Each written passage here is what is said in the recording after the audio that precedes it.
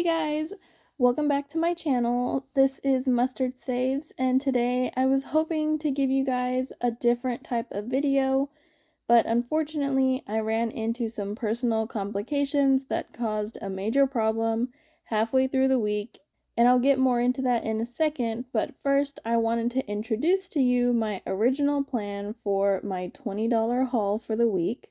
Starting with my refrigerated foods, I picked up 1 small onion, 1 head of celery, a lime, 1 head of lettuce, a tub of mushrooms, 6 eggs, a bag of frozen mixed vegetables, 1 bunch of green onions, and I wanted to pick up some cilantro, but my store was out, so I used some leftover parsley from my anniversary video to substitute for that. And then for my dry goods, I picked up 1 pound of pinto beans, 1 pound of chickpeas, a 5 pound bag of rice, a jar of tikka masala sauce, a jar of salsa, a jar of peanut butter, and a loaf of bread. And for everything here on the table that you see, my total came up to $20.79, give or take. If you are on a steadfast budget and can only afford the $20, there are certainly a few things that you could do here. Like, I'm sure not everybody likes mushrooms, not everybody likes cilantro, or you could just leave one of the items out to bring yourself under that $20 total. But this is ultimately what I came up with for the week. As for the meals themselves, I will have them playing on the screen for you while I'm talking, and any seasoning that I show you on the screen are completely optional, and you can keep these recipes plain or mix in whatever you have on hand. The week that I decided to do this was the week before my first monthly visit to the food pantry, and while I did have enough food in the house to last the week, I wanted to do this challenge for a few reasons. The first being that I have a really twisted sense of what daily groceries actually cost.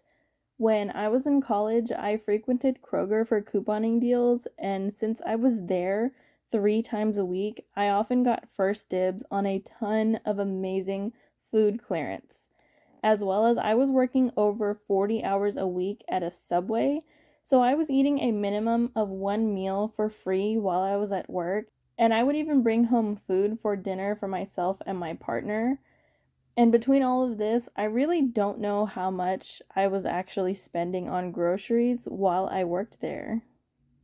Secondly, I want this channel to be a haven for us fellow struggle bus passengers, and I wanted to recognize that for some people, couponing may not be a solid solution to make a dent in their finances.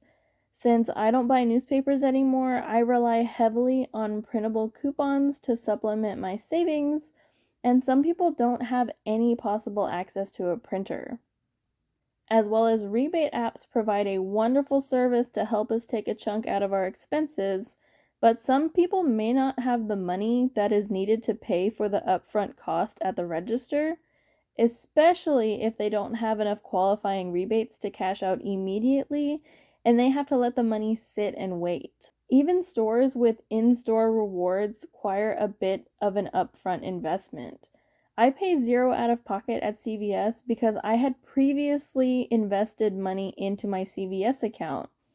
While the deals are usually well worth the investment, if you only have $20 to last until your next paycheck, you might not even be considering buying 6 months worth of soap for the price of one. I spent a long time poring over this meal plan, and I certainly would like to do it again, but as I said, I ran into a problem halfway through the week, so maybe you guys can help me figure out where I went wrong.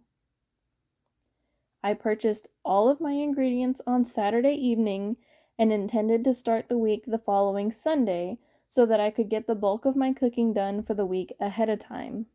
Please don't judge the overcooked rice that you see throughout this video. I swear I make rice all the time, but maybe it was just one of those things where you always mess up when someone is watching you, so my rice is not going to come out pretty at any point in this video. As a fun fact, I was nearly vegan for 2 years before I started getting free food from my job at Subway, And even now, most of the meat I eat comes from my food pantry visits, and everything else I buy is plant-based. So I didn't have any complaints about cutting meat out of this week so that I could save more money to spend on a bit more variety of vegetables. On the first day, I didn't have a single complaint to report. I don't usually have breakfast because I'm just not hungry in the morning, and I didn't have any errands to run, so we just hung out watching TV, and that didn't really stimulate our appetites either. So I just had fried rice and a burrito bowl during that day, and overall, we were starting the week off with a good morale and didn't really have anything to say. Monday, I didn't do any cooking at all. We had plenty of leftovers, and I didn't want to cook anything on my first day of work for that week. I did feel a bit hungrier around mealtime from running around that day, but for the most part, there still wasn't anything to complain about.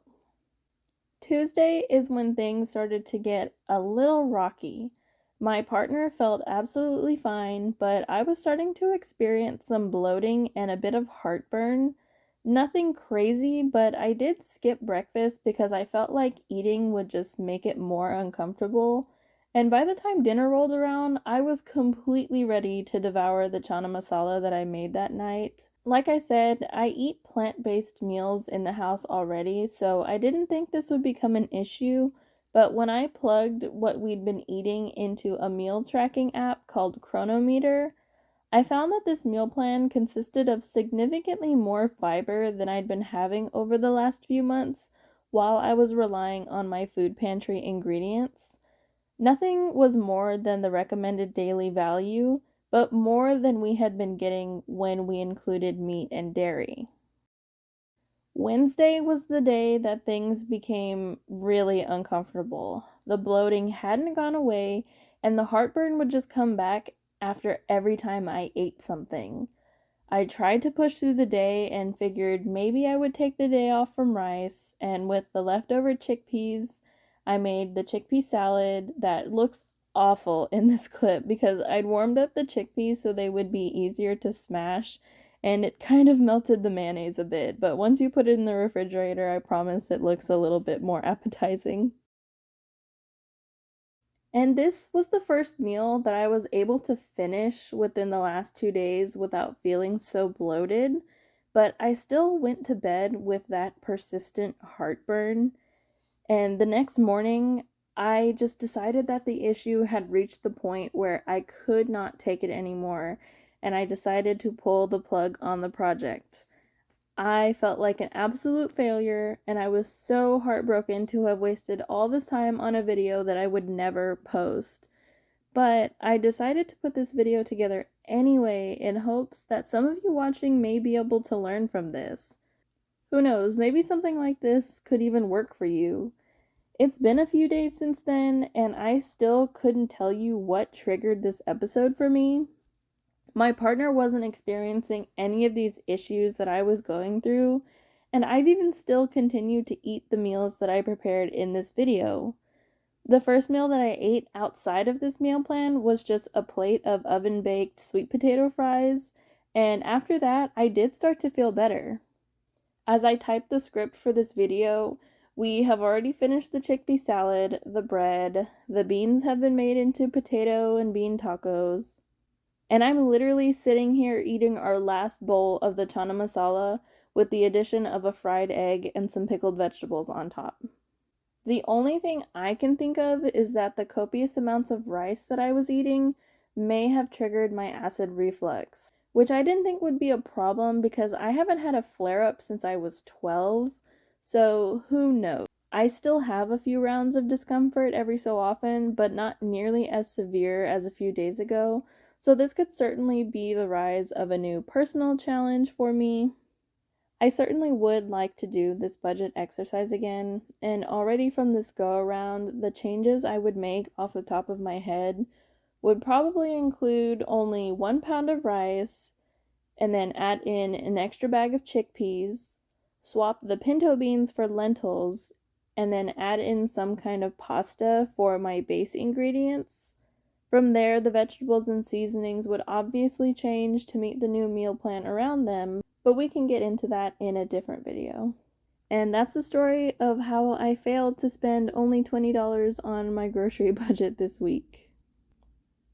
What do you guys think? Did I set myself up for failure, or was this just a meal plan that didn't work for me?